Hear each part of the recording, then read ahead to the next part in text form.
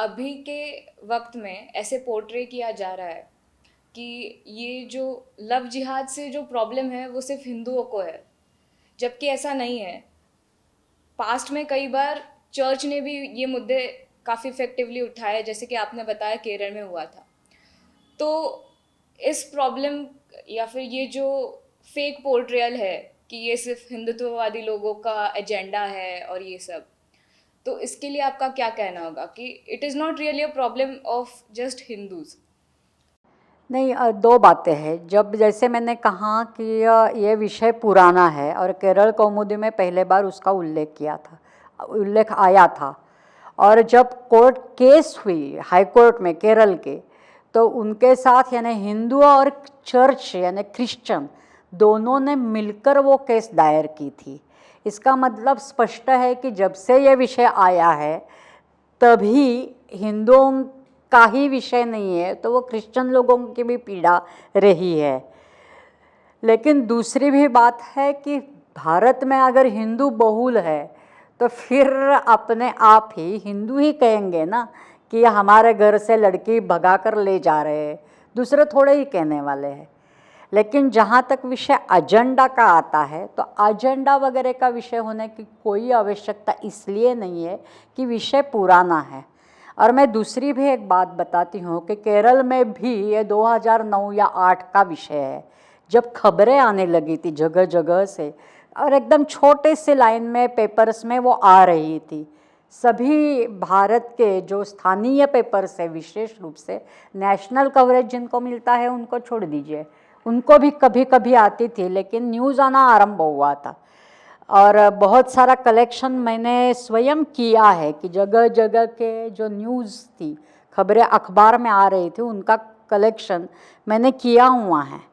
तो ऐसे, और उसमें से कुछ जो पेपर्स थे तो वो इस मेरे किताब में भी छोटे से दिए हुए हैं। तो ये प्राचीन प्राचीन मतलब 2009 का विषय है ऐसा भी मेरा कहना नहीं, उसके भी पीछे मैं जाती हूँ। तो मेरे परिचय में है, मैं नाम भी ले सकती हूँ उस व्यक्ति का।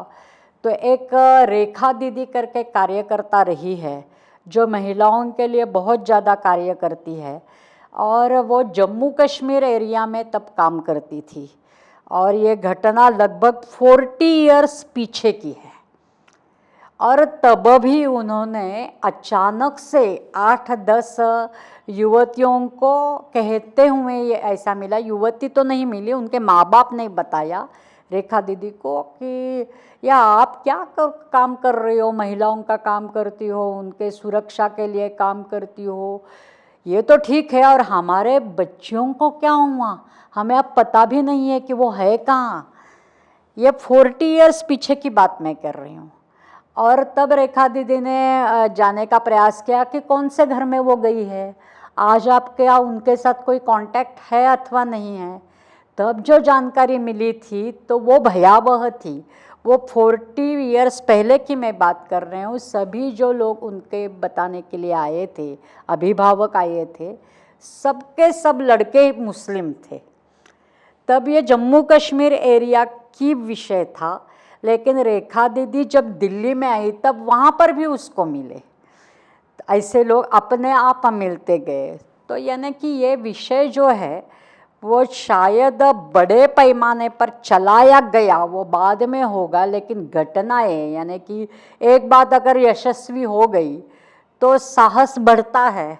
और इस पद्धति से साहस बढ़ता हुआ, और जो आज का वातावरण है खुला वातावरण, एक पद्धति से मैं उसको दोष नहीं देती हूँ, लेकिन उसका फ़ायदा उठाने का प्रयास योजनापूर्वक किया गया। और कुछ संप्रदायों ने इस्लाम में से जो कुछ अनेक पंथ निकलते छोटे मोटे धाराएं हैं, उनमें से उसका फ़ायदा उठाने का प्रयास किया आज के वातावरण का, और लहू के जाल में उसको फंसाना। और अंतिम लक्ष्य तो ये रहा है कि उस लड़की को इस्लाम बनाना, इस्लाम की दीक्षा देना, और अपने आप वो वंश जो होता है तो वो तो इस्लाम का ही होता है, उसके द्वारा जो निर्माण होता है। इसलिए घटना यद्यपि मेरे सामने 8-9 से आ गई, लेकिन है तो पुरानी।